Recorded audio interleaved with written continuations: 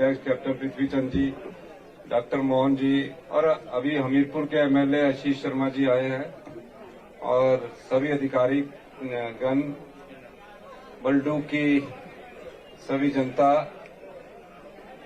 सबसे पहले तो मैं बलडूक के लोगों का धन्यवाद करना चाहता हूं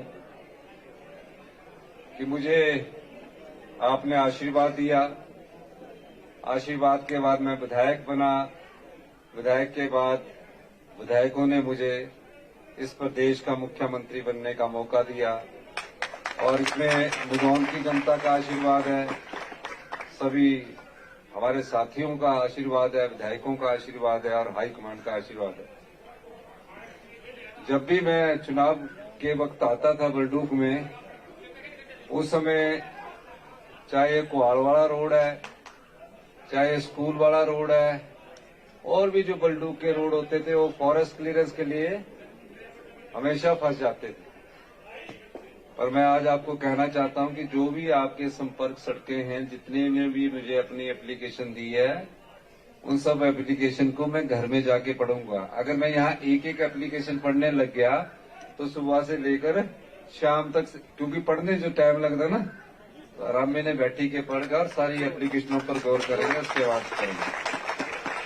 और यहाँ एक टॉयलेट बनाने की बात है, वो भी मैं टॉयलेट भी यहाँ बनाएंगे, क्योंकि जनता के जो लोग मांग पर हम ये आपका यहाँ सैंक्शन कर रहे हैं।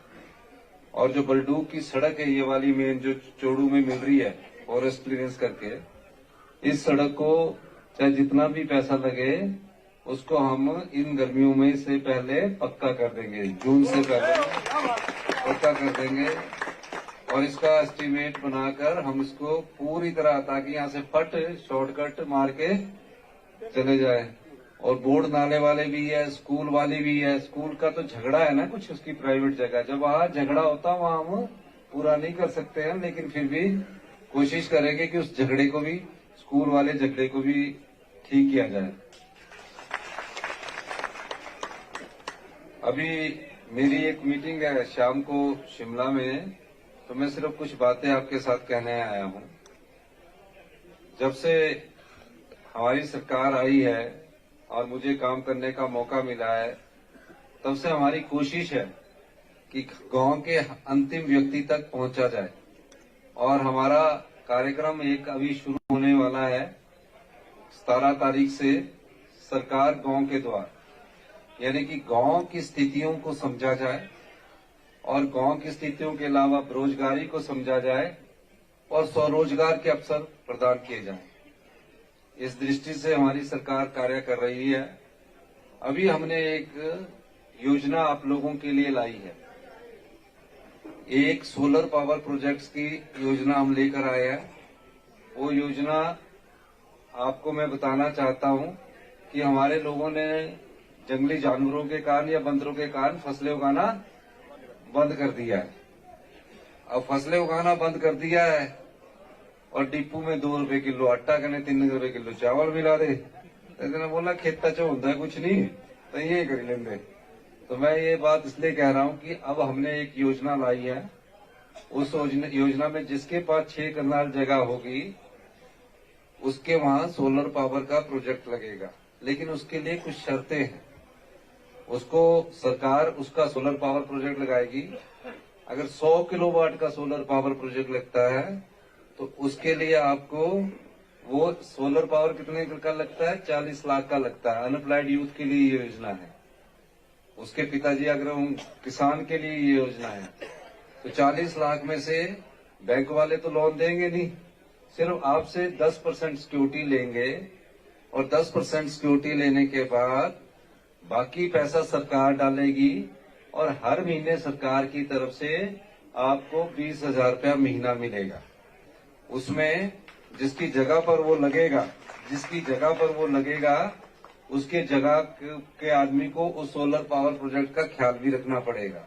6 करनाल में 100 किलोवाट का और 250 करनाल में 12 किलोवाट का, 500 किलोवाट तक के जो प्रोजेक्ट लगेंगे उसमें सरकार पैसा खर्च करेगी और आपसे सिर्फ 10% लेगी। और ये कितने साल तक, 20,000 रुपया महीना, 2,40,000 रुपया एक साल का मिलेगा 6 कनाल च। ਜਿਹੜੀ बंजर जमीन है पर उत्थी धूप भी आनी चाहिए, ये नहीं कि धूप ही नहीं आए। धूप आएगी ना तो उसका फायदा होगा।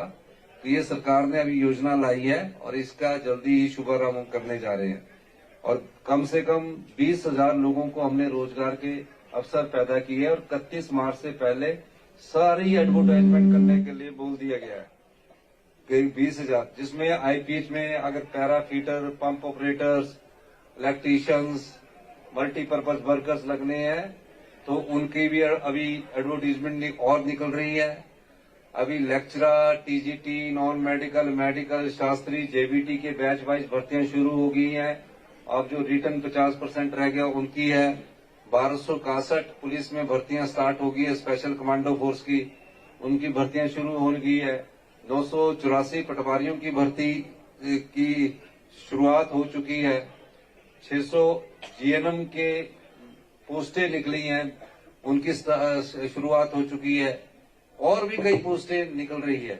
और सबसे बड़ा हिमाचल प्रदेश का कैंसर का इंस्टीट्यूशंस हम जो सप्पड़ में बनाने जा रहे हैं, वहां नर्सिंग कॉलेज बनाने जा रहे हैं, नर्सिंग कॉलेज बनाने जा रहे हैं। पहले धक्के खांदे थे, इत्थे ते जाना, कंटकाली टांडा जाना, टांडे वाले भेजी देना, शिमले वाले भेजी देना पीजीआई से, यही दौड़ भाग होती थी। अब देखो आपने कितना बन रहा है और भी इसमें बहुत नौकरियां निकलेगी जो इस क्षेत्र के लोगों को उसका फायदा आएगा।